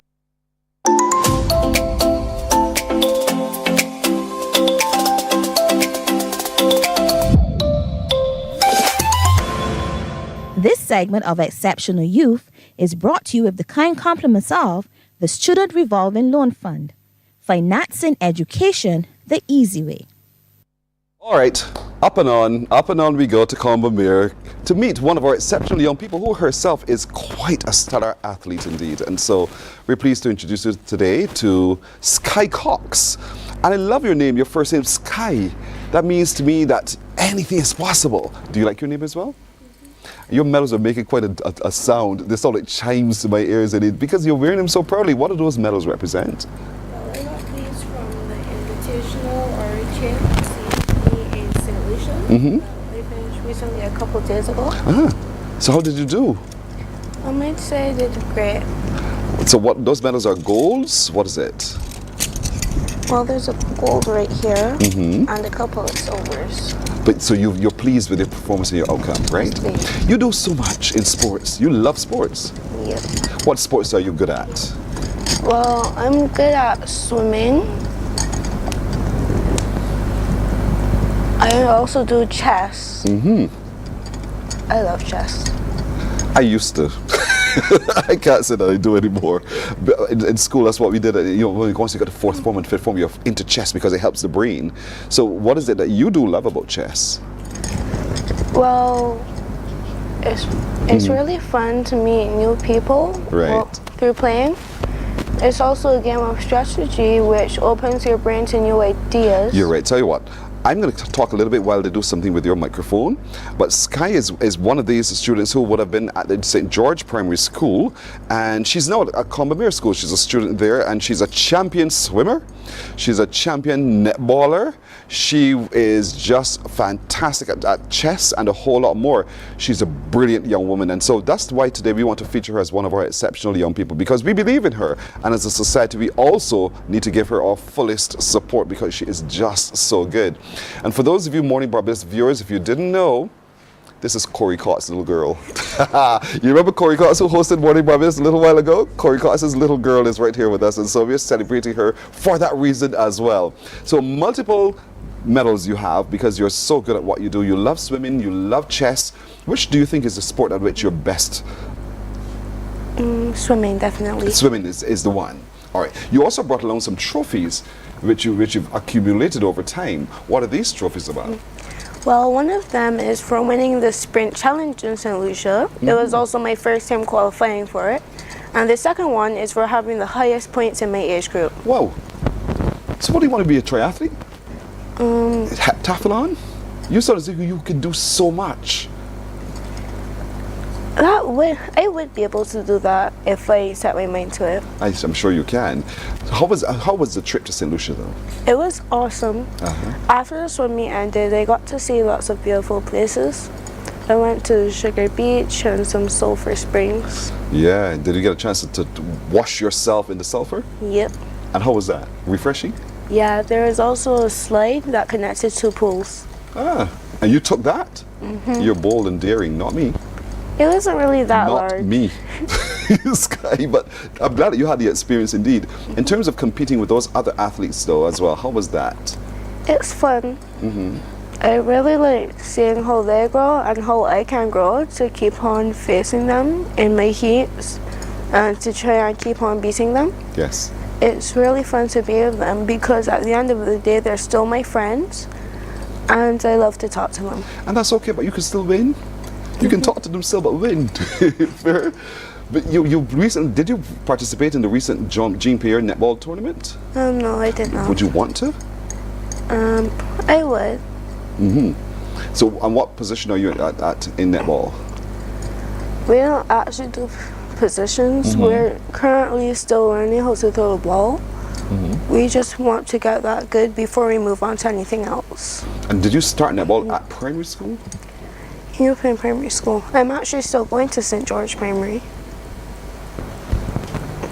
Current Combermere student. I got that wrong? Yeah. Oh, I'm so sorry about that. It's okay. But so you're still at the primary school level? Mm-hmm. How old are you, darling? I'm 10. You're a big child for 10. That's what took me by surprise. So I was going with the Combermere part of it. So you're 10 years old, you're still at St. George Primary, and you're doing all of this here. Where do you find the time to do your studies? Well, I try to get my work in during the day, so I'm still able to do what I have to at swimming, and then only homework afterwards. Very disciplined indeed. Is Combermere in your sight, though, as a secondary school to attend? Yeah, it is. Really? What about Coleridge and Parry? What about the Alexandra School? Your daddy's watching and listening. You know he is. So you don't think it is the Alexandra School at all, right? No, not really. Because you don't think it's good enough? Well, I just want to follow my own path. Smart girl, I like that, Sky. You want to follow your own path, and your own path you shall follow. And I like that about you because that's important for young people to acknowledge this is who I am and this is what I want to be, and just set your goal and determine how to achieve it indeed. And so that's what you're doing so very well. Your passion is for sport. And so swimming is, you said to me, your favorite sport. Yeah. Who are some of the famous swimmers, female swimmers, who you admire? Well, there's Kaija Eastman. I'm not exactly sure if she's been featured on anything, but she holds a lot of records when I look at the heat sheet for 1910. And I really want to hold a lot of records just like her. Oh boy. And so you practice how often? I practice almost every evening. I swim on Saturday mornings, Friday mornings, and Wednesday mornings. I also swim in the night on Wednesday to help improve my breaststroke. So it's every evening except Wednesday. You're a real water baby. Through in the water, you'll survive, right? That's where you like to live, in the water indeed. There's a Correctus swim team on now in Trinidad and Tobago. They've traveled out, and so they're going to be doing swimming and long course swimming also in open water. Is that something you eventually want to be able to compete in? Yeah, I really do want to go across. Well, good. You can do so as well. So what's your longest distance when swimming? 400, 800? I don't know if they do it that way. The longest I've done was a 600 practice, but the longest I've done in competition was a 400. How do you breathe through a 400 underwater swimming in that mass of water? It's just freestyle. You breathe and you make sure you flip turn at the end to save time. You sound as if it's so easy. For me, it's really not, you know. It is easy. I walk from here to the door and I'm going to have to take lots of breath. So can you imagine being in a pool, swimming against a whole body of water and people and having to breathe? So the whole magic to the whole thing is to come up, breathe, and go back down? Well, with freestyle, you're actually turning your head out this side. Oh. So you have to try and keep one goggle in the water to save energy. Make sure you don't waste it and you can pace yourself throughout the race. Okay. Make sure you're still sticking with some people though. And then once it's from the final laps, you just go all out. Whoa, you taught me something. Honestly, you did. My whole head would come up. to breathe because I'm choking at that point, but there it is. You're so good at it, Sky, and so congratulations on all of your achievements, and most of all, we want to support you in all of your future endeavors as well, so do not be a stranger. We want to follow you because we now know the name Sky, S-K-Y-E. S-K-A-I. Wait, wait, do? Spell your first name again. S-K-A-I. S-K-A-I, that's how it's spelled. Sorry, folks. I'm just following instructions. S-K-A-I, Sky. That's beautiful spelling. Who spelled your name that way? My mom. Did she explain to you why she spelled it that way? No, but I really like how unique my name is. I love that. I love that. And then Daddy gave you the last name, Cox. Yep. So what's your middle name? I have to actually, Ariana Maria. Ariana Maria. And Daddy had no hand in those names? I don't necessarily think so. Okay, thank your mommy, girl. Thank your mommy indeed. S-K-A-I is her first name, Sky Cox indeed, and she is already a champion in Barbados. She is our exceptional youth this morning, and we thank you for being exceptional and for doing exceptional things. Still a student at the St. George Primary School. She wants to go to Coleridge in Paris, but Commonwealth she will settle for. We want to wish you all the best with your future endeavors, okay? Thank you. You're very welcome. We're taking a break here. We're back in a moment.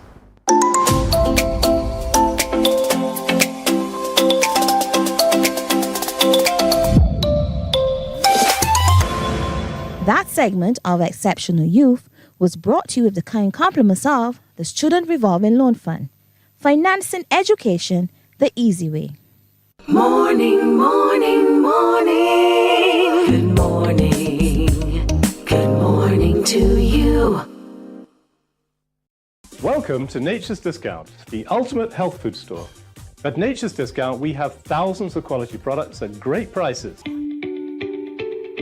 Hi guys, Dottie here with Nature's Discount, and today we are talking about solar ray, microbiome, probiotics, and why you should be taking them. And we have well over 3,000 amazing products to help you get healthy.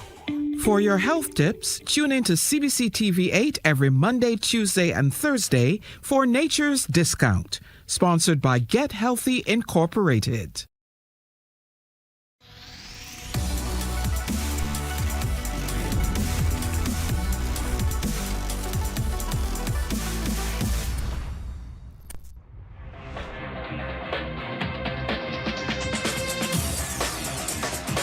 Week after week, Scald presents exciting reports and documentaries on the most varied topics of our time.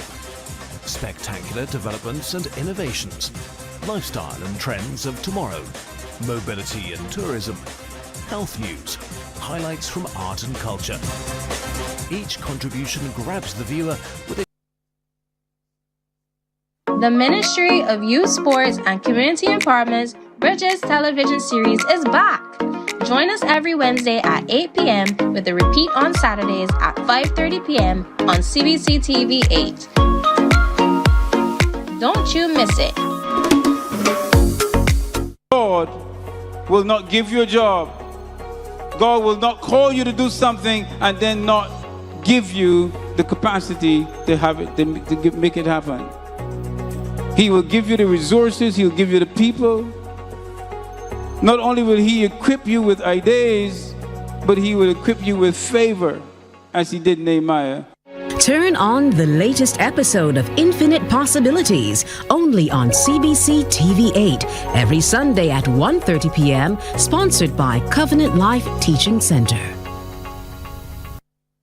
Welcome to Nature's Discount, the ultimate health food store.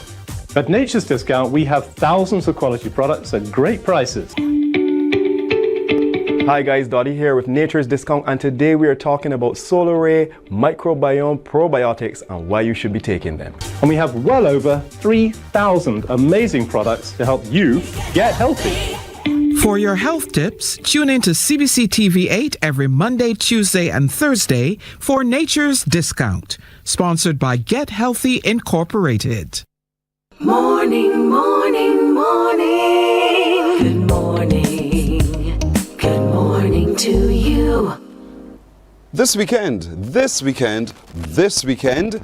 West Indies Women's Softball Tournament starts, ladies and gentlemen. And I'm happy to be joined by Rodney Simpson. He knows all about the tournament in terms of how it's constructed. With him is Kim Warren, who is a member of the Barbados team, a player for Barbados. You're playing? Playing. All right, Kim, I like that. Cecile Bola, you're representing Trinidad and Tobago. Yeah. And if you remember this face, Kirsten, who's decided she's going to join the Barbados team. I love it, from the UK. Welcome, Kirsten. Good to see you in the flesh. Yeah, you too. Good. Welcome home again. And Miss Bola, welcome to Barbados. Thanks. Good to have you all. You're prepared? Are you prepared for this competition? Yes. You sure? Yes, because we're the defending champ, so we have to be prepared. Have you seen these ladies? Have you seen how we play? Yeah. and therefore you feel like you can defend? Yeah, well, I know it's challenging this year because last year everything much challenge, but I know this year it might be a little harder, but we will be prepared. We will be prepared too. Yeah. Indeed. So, Rodney, here we are. We reached the point of play now. So talk to us a little bit about when and where the games will be played. It starts on Friday, the 18th, tomorrow. Mm-hmm. I was saying today is Wednesday. No, boy. Nope, it's Thursday. It starts tomorrow, the 18th to the 21st. And the last time we spoke, we was having it at the Robert Brown Pavilion. But we have changed venue to Sylvester Clark Pavilion. Where is that? In Blenheim. That's the Ivy. Blenheim. Yeah, okay. The Ivy. And before we start the cricket, we was going to the tournament itinerary starts tonight. Oh, it's at tonight. Bare Necessity Bar, where we have a karaoke competition among the girls in the tournament. And there we'll be singing for a shield, a challenge shield. And the committee have decided to honor the mighty Griner. And the shield will be in the name of MacDonald Griner Blenheim. So we will see F Barbados, F Trinidad, F Kirsten. She thinks herself a good vocalist, she and her right? sister is representing England. All right, so you're not in Barbados team anymore? No, representing England on the karaoke front, but still in the Barbados team. Okay. All right. Side eye. Right, so and then we start the tournament tomorrow. Right. With a parade of teams. Right, a street parade where we leave from Floor Car Park, and we come across Rogers Road, past through the funeral home, onto the road adjacent to the ground, and we will have judging points, 3 judging points, one by floor, one at the corner through the funeral home, and the next will be on the pasture.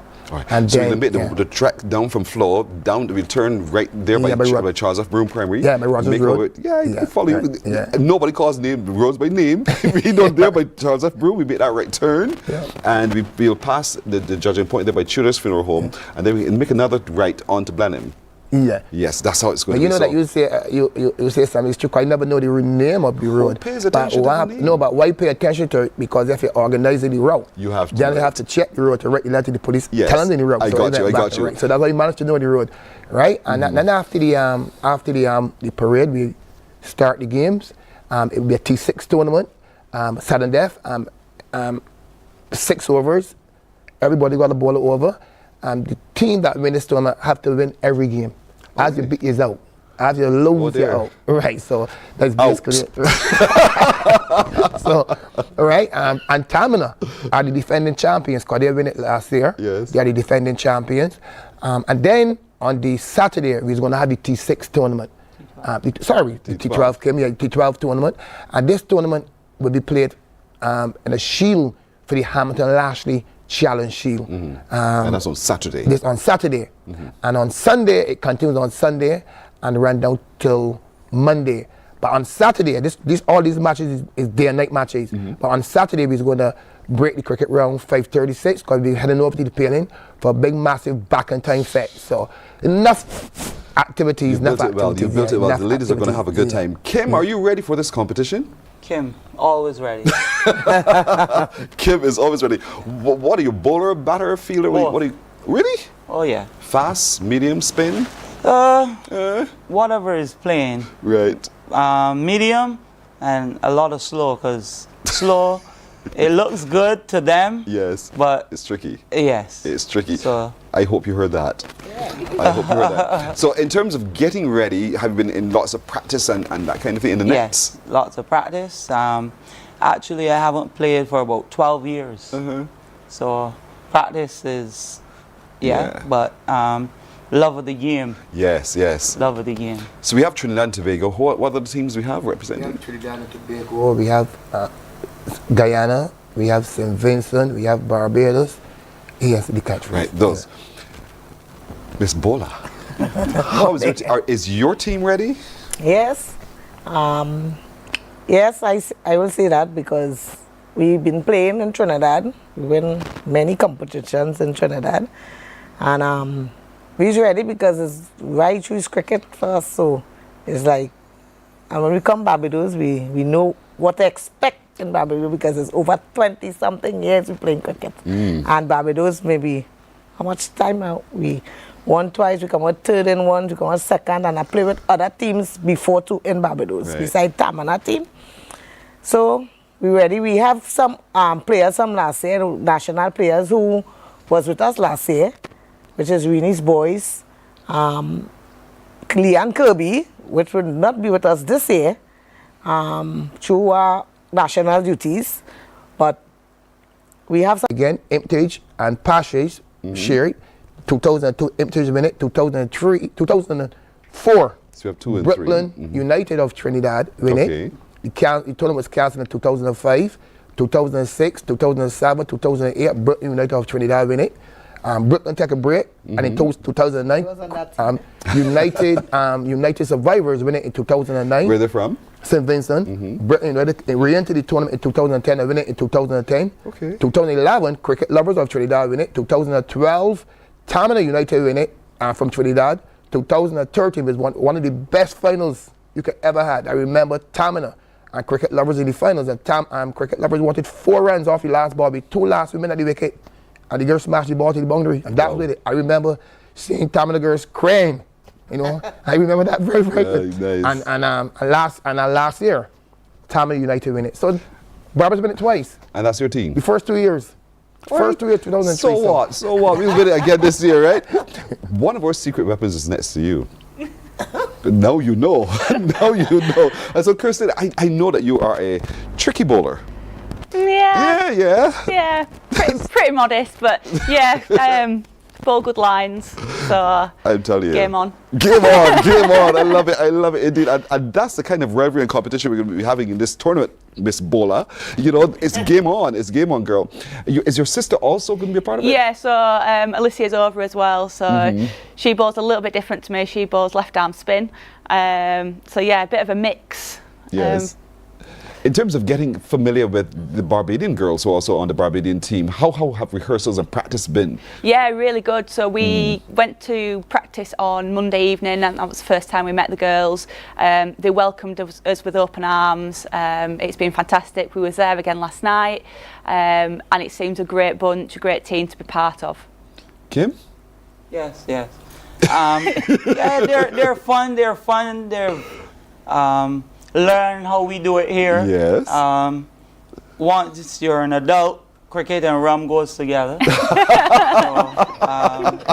that's the Caribbean way. You know. Kim, I love you. That's the Caribbean way. Lots of liming, lots of fun.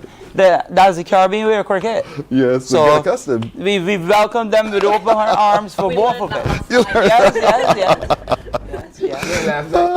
And I just love it. I just love how these ladies are so fun.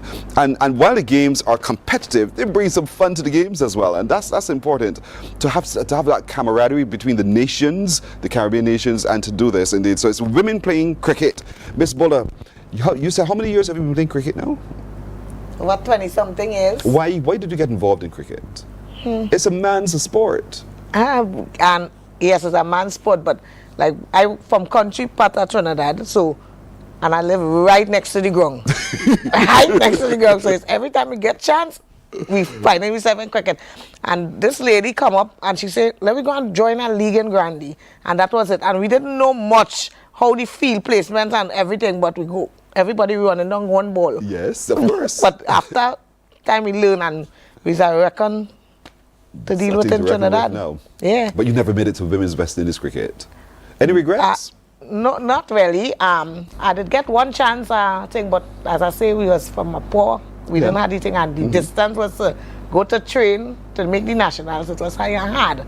I get called, but I never went. Oh dear. But here it is, though. You have an opportunity to live out your dream. Yes. And beat them bad, right? Yes, yes. Or be beaten badly. Yes.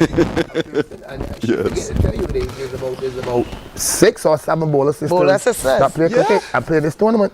Yes. Yeah, That's a they actually have a whole team. Okay, and, that's good. And that is a good thing. How much you all here now? 6. 6 here. 6 of you? Yeah, they're playing.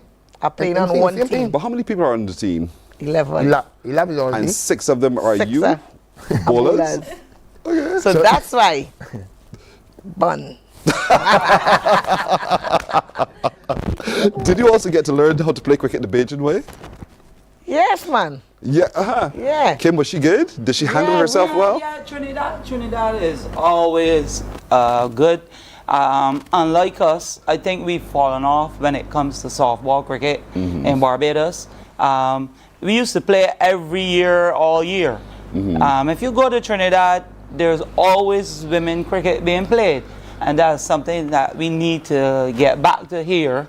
And strong softball cricket brings strong hardball cricket. Yes. Kristen agrees with that, because I know that's one of the things that we talked about last time as well. And so what do you think we can still do, Kristen, to create the avenue, the opportunity for women on island to play more of the windball cricket? Yeah, I think it's pretty similar to what we've done in the UK. So in our area in West Yorkshire, we didn't have much women's cricket. We were travelling an hour, 2 hours to go and play cricket, and it's a long way to go if you get a first baller and you're out for a duck. Turn, go home. Yeah, so we set up the West Yorkshire Women and Girls League, and we've gone from having 24 teams 2 years ago to having now 180 teams. And the trick that we found was going for the top age first, going for the mums, the grandmas, the aunties, get them involved, and then they ultimately bring along the children, and then we go a top-down approach. And that's one of been the key successes for us, is really getting mums and everyone playing just to have fun, really. And that's the key for us, is make it fun, and they'll all come. Make it fun and they all come. So we're all coming. So walk us through again. So tomorrow, Friday, there's the parade from Flo's location there in, what do we call that area? By the Lodge. Correct, that area. So talk to us again. How many women? We know there are 6 teams. Yeah. So we're talking about quite a number of women who will be parading along the street with judging points. And we'll be parading with the tuck man. With the tuck? Yeah, right? Yes. So boy, you're going to love that. You're a Trinity girl. You love a bacchanal, eh? So you're going to love that. Yeah. And next year, what we are doing is that we are turning the tournament international. We named the West Indies Women International T6 tournament. We, Kirsten, they are bringing a lot of teams from England. We also have a team coming from Canada. We look at it going to the US market, but we still keeping the local original teams, but we turning the team international. And I feel like we should be proud as Bajans, as West Indians, to have this sort of tournament. When it goes international, it originates from the Caribbean, it originates from Barbados, and it originates from the West Indies. So I think we should be proud of what is ours, treat it like it's ours. You know, sometimes we don't treat what is ours the way it's supposed to be treated, and then we let somebody come and run with it, right? And I think we really need that. Sometimes we really need to look at, right? So the parade tomorrow starts at what time? 8 o'clock. 8 a.m. 8 a.m. And so the parade come to an end, and there's a break, and then the games start at? The games start at 9:30. 9:30 in the morning? 9:30 in the morning. Okay, but there's some day-night games you were talking about? The games start at 9:30, but going through the night. Okay, we run for a while. Through the night. Right through the Friday night, we can break the Saturday for the fete, and then Sunday we can go through the night, and then Monday the grand finals we can play on the lights too. All at Blenheim. All at Blenheim. All at Blenheim. All at Blenheim. So I we remember. have full entertainment over the weekend. You have the fete, as people come to the fete and support the Caribbean brothers and sisters. And the karaoke. Yeah, and the karaoke. Yeah. So we have a full package. Yeah, man. Yeah. And so come see when the bowlers go home after one match. You know, back to Trinidad. And we also have a next Trinidad team, also, So it's 2 Trinidad teams, yeah. Oh dear. So maybe we thought we got rid of them. There's still one more. Okay, no problem. All right. Ronnie, thanks a lot. This sounds like so much fun, folks. We've really got to come out on our numbers. Young ladies, the mums, the aunts, everybody, come and see what's possible in women's cricket. It's a big, big competitive tournament, and it's all happening at Blenheim. Tomorrow morning, the parade starts at 8 o'clock from the flow location at Walmer Lodge. It heads to Blenheim as well. There's karaoke, there's the fete, there's everything happening. And so we want you to be a part of it all as we continue to support the West Indies Women's Windball Cricket Festival that is on this weekend. Thank you, Kim. You're welcome. Thank you, Miss Bola. Thank you. And Kristen, good to see you. Indeed. Take the greetings back to your sister for us. Yeah, okay? will do. And Ronnie, all the best with the tournament. Thanks, man. You're welcome. We're taking a break here. We're back in a moment. Morning, morning, morning. Good morning. Good morning to you.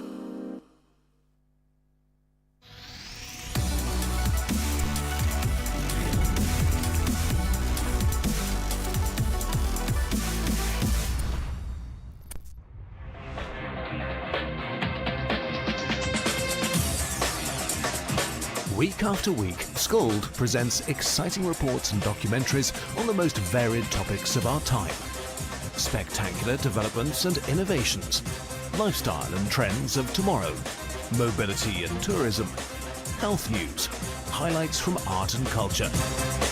Each contribution grabs the viewer with extraordinary images and stories and takes him into fascinating worlds which he experiences here exclusively and up close. We're there when companies and specialists develop super satellites for a global network in space and can look behind the scenes.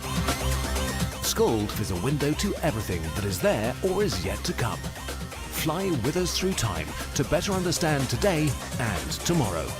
You've always wanted that. Scold, a look into the future. Our world today is not the world God wants it to be. One of the reasons, which will surprise many, is that our planet, its governments, and its peoples are all living under the weight of Satan's rule. From the beginning of mankind's existence to today, human history is the written record of Morning, morning, morning. Good morning. Good morning to you. So a few things to note as we only have 3 minutes left. Make a point of what's happening this weekend. Remember, in St. Joseph, this weekend is going to be their marquee event. And a lot is happening at the Grantley Adams Memorial School. That's where the tours happen. You go on those off-ride tours. You can also take the treasure hunt from there. And then we're heading to the big people party later on in the evening at Bathsheba. How do we get there? Take a look.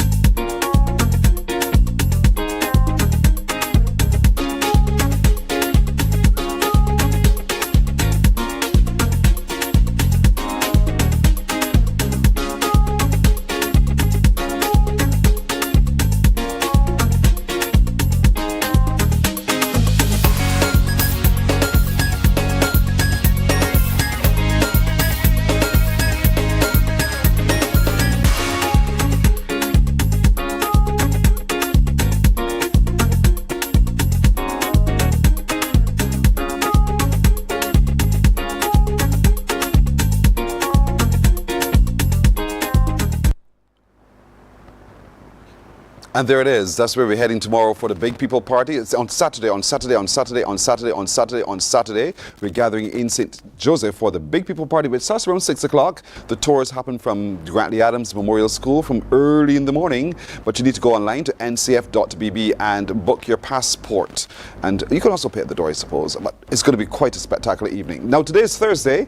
Before we go, I want to remind you where Q in the community will be today, where we now do our old gathering today. We're heading to the Wayne Daniel Pavilion. The Wayne Daniel Pavilion in Brayton, St. Philip, Simple Simon, Gate 1 from the Granville Williams Terminal. The buses will take you there and they'll take you back at the end of it all. Starting at 11 this morning, the radio broadcast starts at 12.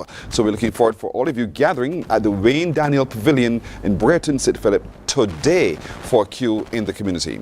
That is it. Today, ladies and gentlemen, it's Monday, Thursday, tomorrow is Good Friday, and Easter Sunday is also upon us. But I want to encourage all of you to make your way into the house of the Lord, one that is nearest to you, and find your space reconnecting with the sacrifice made by Jesus on our behalf. Our little team wishes you a happy Easter weekend. We'll see you soon. Bye-bye. Wake up, wake up, wake up, wake up. Barbados, get up. Good morning.